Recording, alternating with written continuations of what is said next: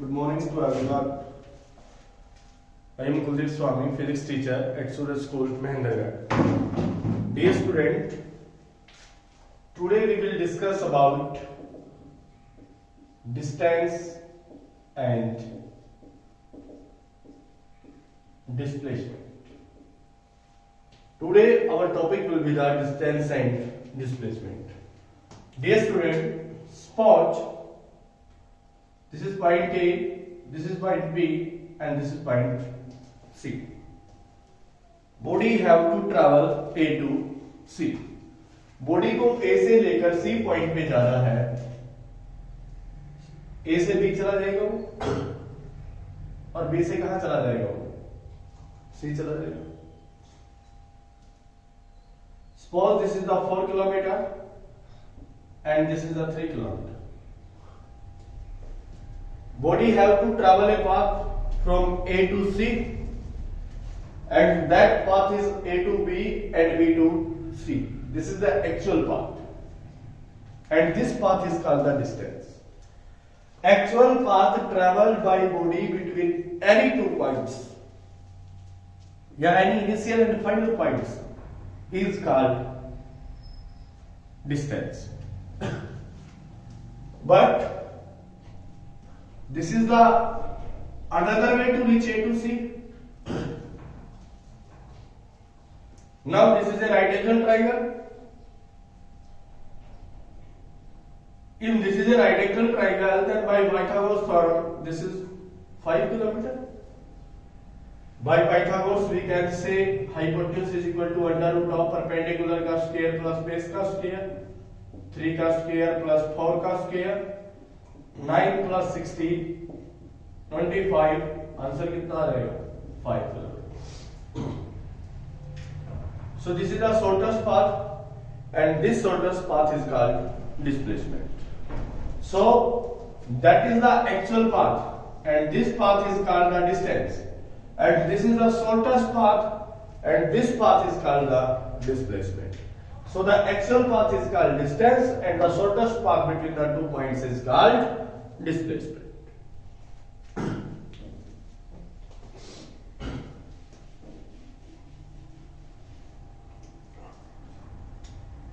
This is point A, this is point B.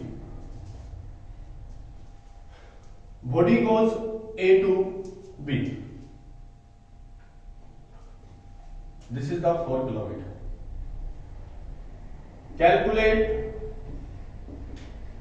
distance and displacement.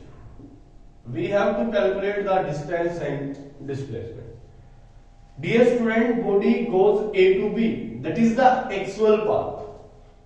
So distance is equal to 4 kilometers. Here there is the no shortcut for A to B. So displacement is also 4 kilometer. इससे पहले वाले question में मैंने आपको बताया कि displacement हो 5 आ रहा है, डिस्टेंस हो 7 आ रहा है. तो वहां से हम क्या कह सकते थे कि डिस्प्लेसमेंट लेस देन डिस्टेंस, और यहां से हम क्या कह सकते हैं? Displacement is equal to distance.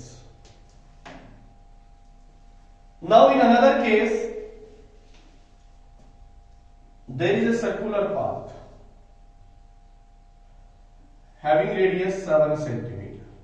This is point A, this is point B, this is point C, this is point D. First we have to calculate distance and displacement from A to B. Body have to go A to B. This is also 7, this is also 7, and this is also 7.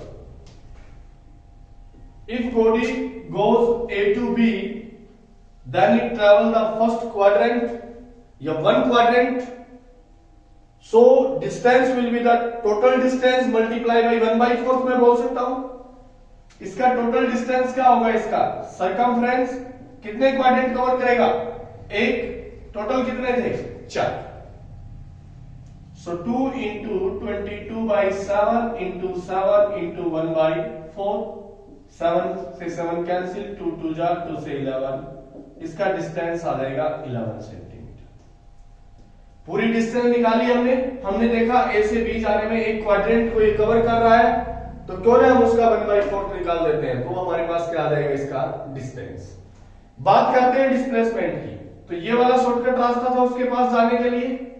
ये एक right angle triangle बन रही है, right angle triangle बन रही है, तो फिर हाइपोटेन्यूज इज इक्वल टू 7 का स्क्वायर प्लस 7 का square, 49 plus 49 under root of 98, उसको क्या लिख लो 49 इंटू 2 लिख लो, आंसर क्या आ जाएगा 7√2 सेंटीमीटर।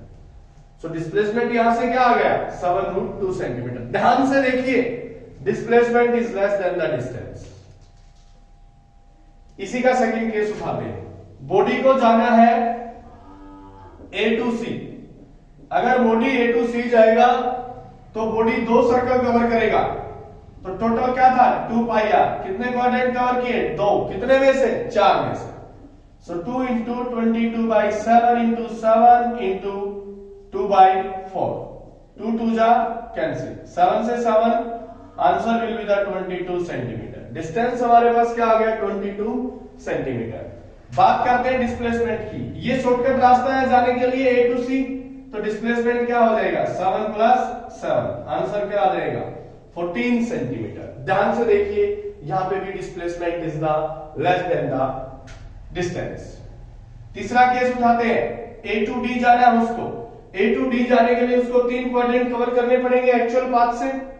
एक्चुअल पाथ से 3 क्वाड्रेंट कवर करेगा तो 2 पाई r इंटू 3/4, तो 2 into 22 by 7 into 7 into 3/4 cancel, 2 1 जा 2 2 जा 2 से 11, आंसर आ जाएगा 33 centimetre.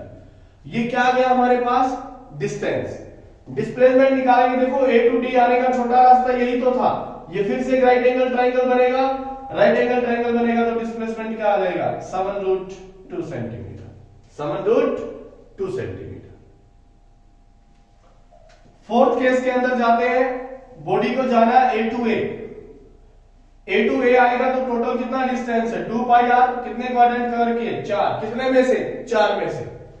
So 2 into 22 by 7 into 7 into 4/4, 4 से 4 कैंसिल, 7 से 7 cancel, answer will be the 44 centimetre. This is the distance. But जब A से लेकर A पे आएगा तो कोई भी शॉर्टकट नहीं बचेगा, इनिशियल और फाइनल पॉइंट सेम हो रहा है, इसका मतलब डिस्प्लेसमेंट क्या हो जाएगा 0।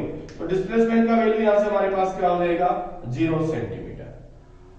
अब देखिए, पहले केस में पढ़ा था डिस्प्लेसमेंट लेस देन डिस्टेंस, दूसरे में मैंने पढ़ाया displacement is equal to distance, और तीसरा इससे हमने क्या कंक्लूजन निकाला कि डिस्प्लेसमेंट में भी 0, डिस्प्लेसमेंट में भी 0। हमने 3 न्यूमेरिकल किए, किसी भी न्यूमेरिकल में ये नहीं आया कि displacement is greater than the distance.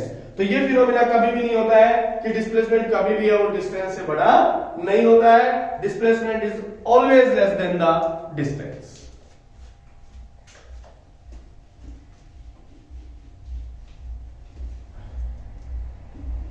This is a circular path. Radius is 101 centimeter. Body have to go A to B. Body have to go A to B. General question पूछेगा calculate the displacement, calculate the displacement. A to B अगर जा रहा है तो displacement पूछेगा। तो देखिए ये वाला इसको सर्कल कर लेते हैं, तो ये वाला हमारे पास एक राइट एंगल ट्रायंगल बन जाएगा। अब हम यहाँ पे पाइथागोरस थ्योरम लगाएंगे, लेकिन इसका स्क्वायर करेंगे काफी लंबा टाइम लग जाएगा, इसलिए इसके लिए शॉर्टकट होता है, अगर इस एंड के ऊपर या फिर इस एंड के ऊपर, इस स्टार्टिंग पॉइंट से या तो B या फिर यहां से ये C हो जाएगा, यहां से ये D, अगर ये पूछता है या ये पूछता है तो ये डिस्प्लेसमेंट हमेशा क्या होता है, उसकी जो रेडियस होती है उसको √2 से मल्टीप्लाई कर दो आप, ये उसका आंसर होता है।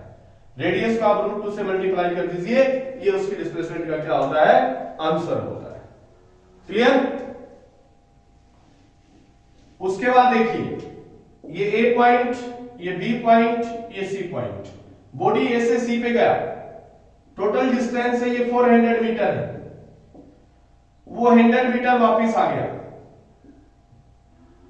यहां पे जाने के बाद वो यहां पे क्या आ गया, वापस आ गया। पूछेगा calculate the distance and displacement. तो अगर यहां से डिस्टेंस की बात करोगे तो डिस्टेंस आ जाएगा 500 मीटर, क्योंकि 400 मीटर तो वो गया, 100 मीटर वो वापस आया, तो एक्चुअल पाथ कितना हुआ 500 मीटर। लेकिन डिस्प्लेसमेंट पूछेंगे तो यही वाला आ जाएगा शॉर्टेस्ट डिस्टेंस, तो ये हमारे पास कितना हो जाएगा, displacement is equal to 400 minus 100, कितना आंसर आ जाएगा हमारे पास 300 मीटर। तो that is the distance and the displacement. Displacement होता है वो एक वेक्टर क्वांटिटी होता है, डिस्टेंस होता है वो एक स्केलर क्वांटिटी होता है। डिस्टेंस बॉडी का कभी भी नेगेटिव नहीं होता है, डिस्प्लेसमेंट बॉडी का जीरो भी हो सकता है, नेगेटिव भी हो सकता है। This is the topic of the distance and the displacement. Thank you everyone.